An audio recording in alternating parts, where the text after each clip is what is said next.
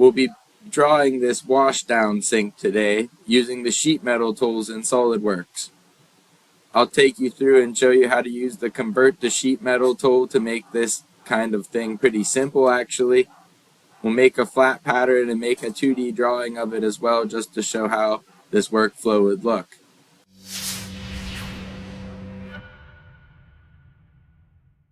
So here's what our goal is, something like this that we could still double click and change the sizes of if needed.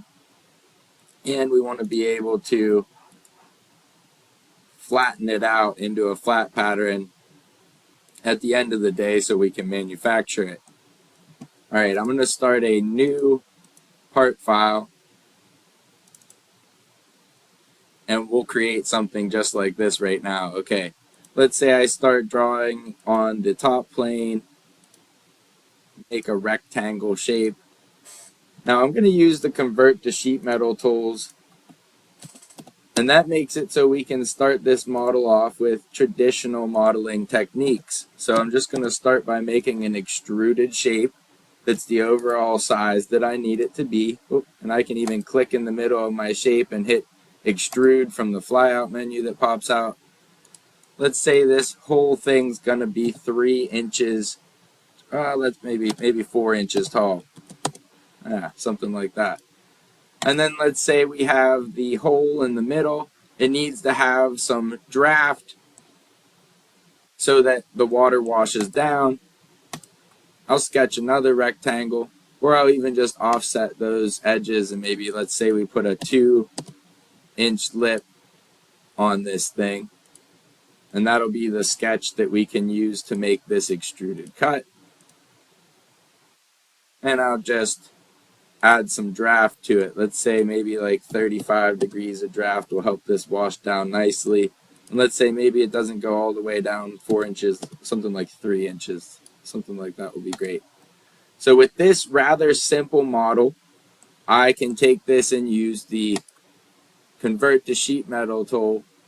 I just have to add some rip lines in to tell it that I want these corners to be mitered. It won't know how to unfold unless I add a couple extra sketches in, so I'm going to do that now. I'm going to add 4 extra sketches that are just telling it I want these corners to be mitered. I do think they all have to be individual sketches for this one. So I'm going to make 4 different sketches, real simple ones.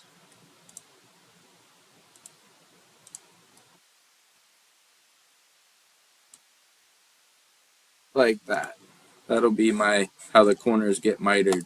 Alright, now I'm going to go to our sheet metal tab and choose the convert to sheet metal tool. I just have to tell it where I want to unfold from, so I'll grab this flat face. And then I have to tell it how thick of the material we're using. This is an 1/8 inch thick, we'll say. And what the bend radius is. We'll say it's a 1/4 inch bend radius for this thing. Now I'll tell it where the bends happen manually. You could make it automatically collect them all, but sometimes on a shape this complex, that might not turn out the way you'd want. So I'll grab, connect this. That warning's just talking about the relief in the corner. No worries. I'm going to grab these edges. And we could choose a different gap if we wanted in there. Now, it automatically detects where to put these rips in unless you get to a situation like this flat face. That's why I had to make these 4 additional sketches. I'm going to tell it to use these a place to rip the sheet metal also. There we go. And now I can come back into the bend edges area and keep grabbing more bends. So it's going to bend here and here, and as long as you grab an edge that's connected to the preview, you're in business. And it's going to go around the outside. You can see I can just hit the green check, and now we have a sheet metal body that I can flat pattern. It can really be that straightforward.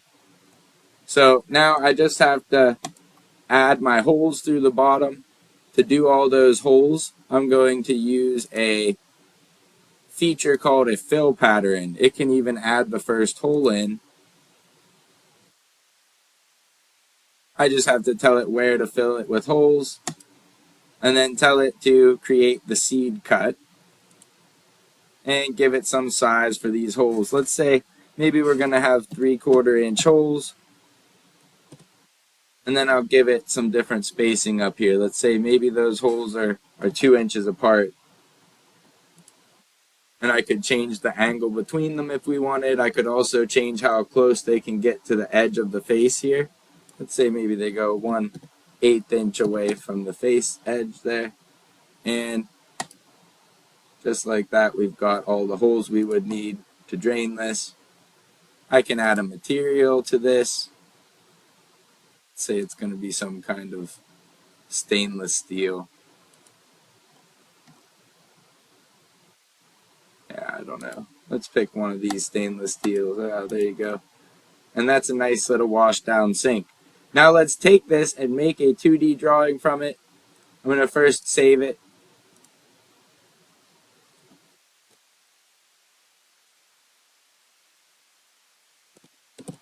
Just save it on my desktop or something. And then I'll make a 2D drawing from it. Let's say we want a B-size drawing. My templates are in metric, but I'm going to switch it to inches real quick in the bottom corner here from the bottom toolbar. Now we're in inches. And I'll grab the flat pattern view of our sheet metal part. Bam. And it automatically puts the bend lines in and notes telling people the angles to bend at. That's really awesome. Now we can also get a note block. Because this is a sheet metal part, we can get a note block that has sheet metal properties. If I just right click and go to annotations and grab the cut list properties of this, we get a bunch of different notes like how thick it is, what material, what the bend radius is supposed to be, all that good stuff. You can even choose different things to come in this area.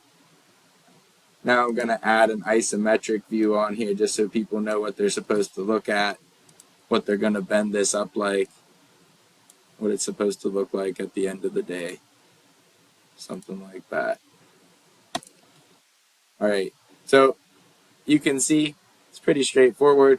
We can make a sink with the sheet metal tools in SolidWorks, and at the end of the day it won't even take us very long. I hope that this was helpful.